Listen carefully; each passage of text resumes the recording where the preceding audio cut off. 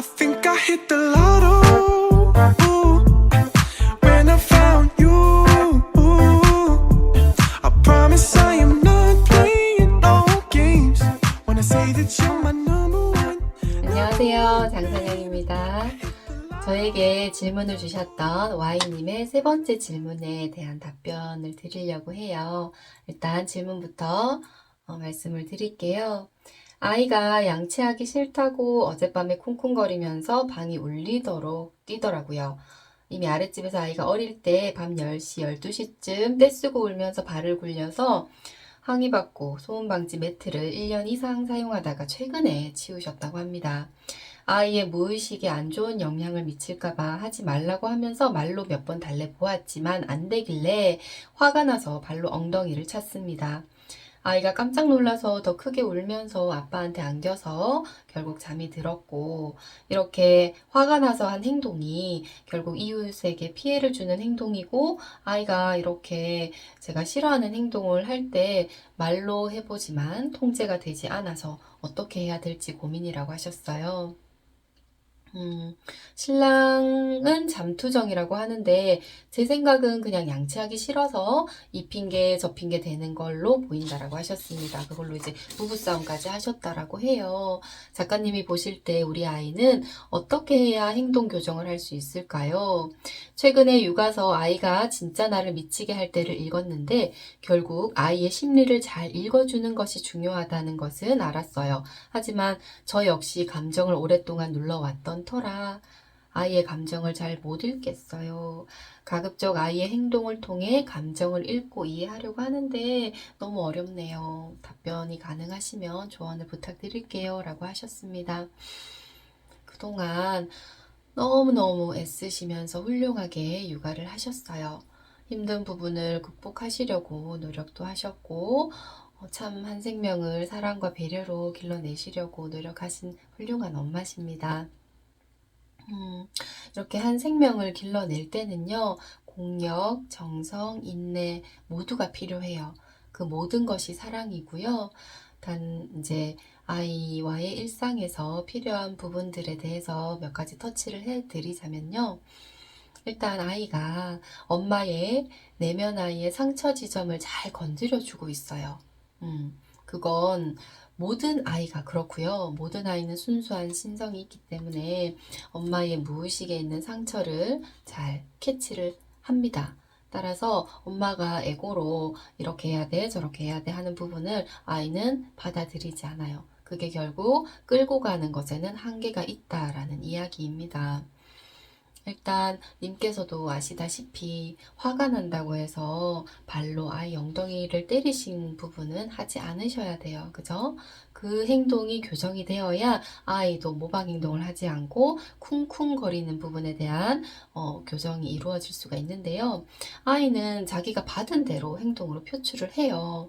이 매트를 깔아 놓으셔도 아이가 쿵쿵거리면 어차피 아랫집에 다 소리가 전달이 되거든요. 따라서 어머님께서 아이에게 발로 엉덩이를 찬 것은 분명한 사과를 해주시는 것이 중요합니다. 아이에게 감정 코칭을 해주시는 것은 그 후차적인 문제고요. 엄마의 상처가 해결이 되어야 아이의 화도 받아들여 주실 수가 있고 아이와 상호작용이 원활하게 돼요. 자, 일단 아이의 눈을 바라보시면서 진심을 담아서 사과를 해주세요. 엄마가 너무 화가 나서 나도 모르게 너의 엉덩이를 발로 찼는데 정말 미안해. 엄마가 잘못했어. 해서는 안 되는 행동을 나도 모르게 했는데 우리 딸에게 상처를 주고 말았네. 정말 미안해. 이렇게 진심을 담아서 아이의 눈을 보시고 말씀을 해주시면 아이는 부모의 진심을 느꼈을 때 용서를 해줍니다. 어떤 아이라도 그래요. 그리고 누구나 실수를 할 수 있어요.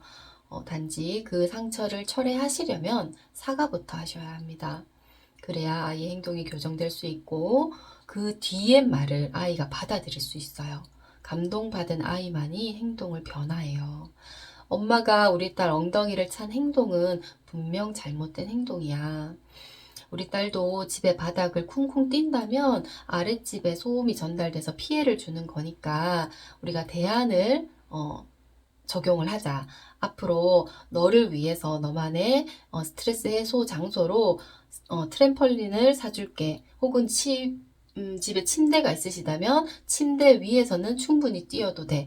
라고 하는 그런 바운더리를 설정을 해주세요. 그래서 이 공간에서만 뛰자. 바닥에서는 뛰지 않도록 하자. 약속을 해주시고요.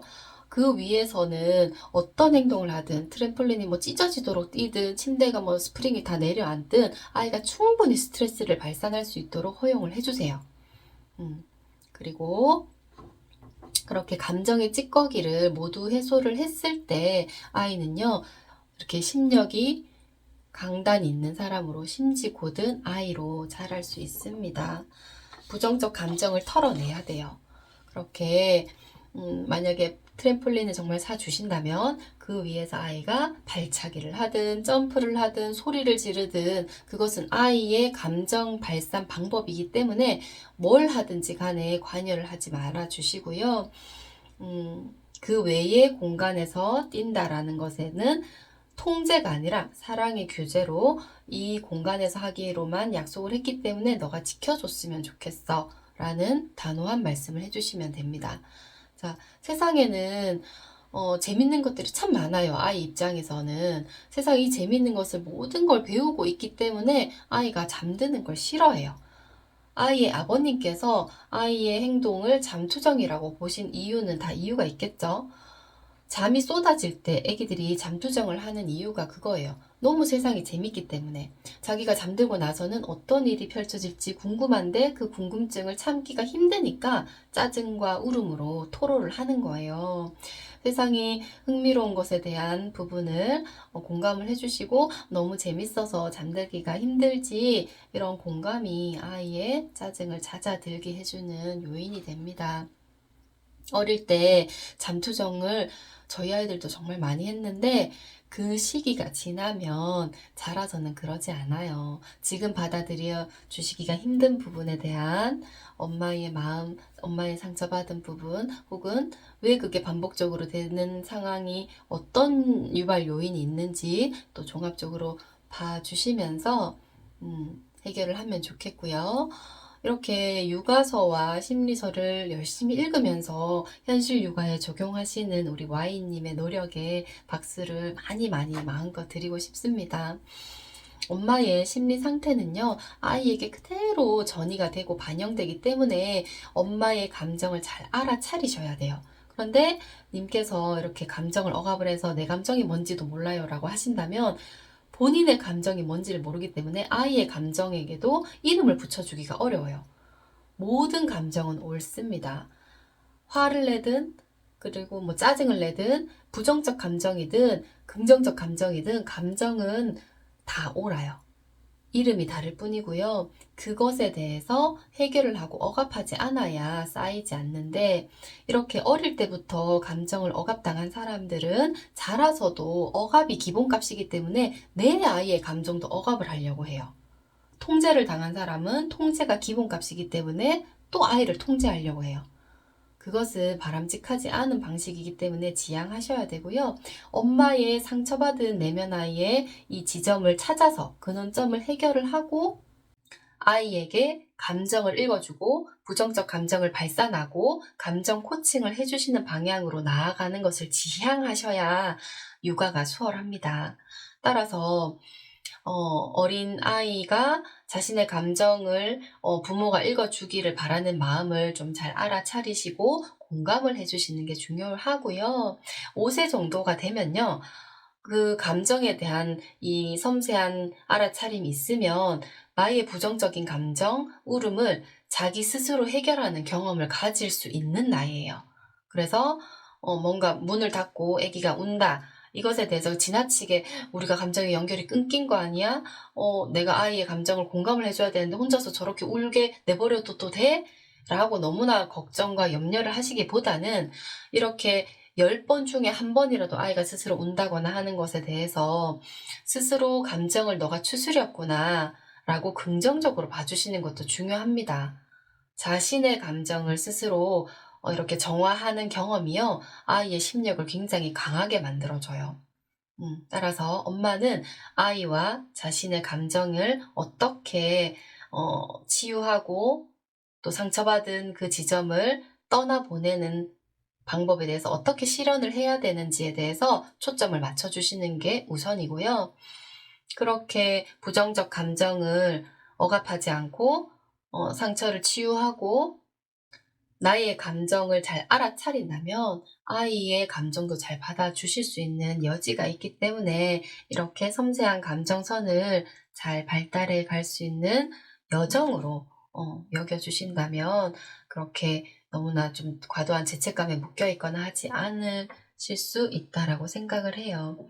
따라서 정리를 하자면 아이에게 상처 주신 부분에 대해서는 진심 어린 사과를 해 주시고요. 그 다음 후차적으로 어떻게 감정을 발산해야 될지 그런 가이드라인을 주시고 그런 것에 대해서 스스로 내가 지금 화가 났어. 내가 지금 짜증이 나.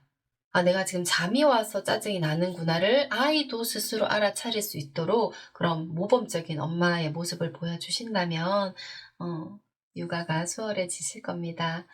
지금까지 책육아에 대한 부분, 또 아이의 감정을 읽는 다양한 심리서들을 읽으시는 그런 노력, 그것들이 분명히 Y님에게 큰 힘으로 작용을 할 거예요. 저도 육아를 하면서 육아서 심리서를 늘 곁에 두고 읽으면서 육아를 했고요. 지금도 마찬가지고요. 우리는 늙어 죽는 순간까지 책을 읽으면서 끊임없이 마음을 복귀시켜야 행동으로 좋은 행동을 하게 되니까 그 부분에 있어서 이렇게 상호 교류하시면서 육아의 벽에 부딪힐 때마다 혼자서 끙끙 앓기보다는 질문을 주시고 또 제가 드리는 답변을 현실적으로 적용을 하시면서 그렇게 육아를 하시면 좋겠습니다. 마음으로 제가 많이 응원 드리고 지지하겠습니다. 감사합니다.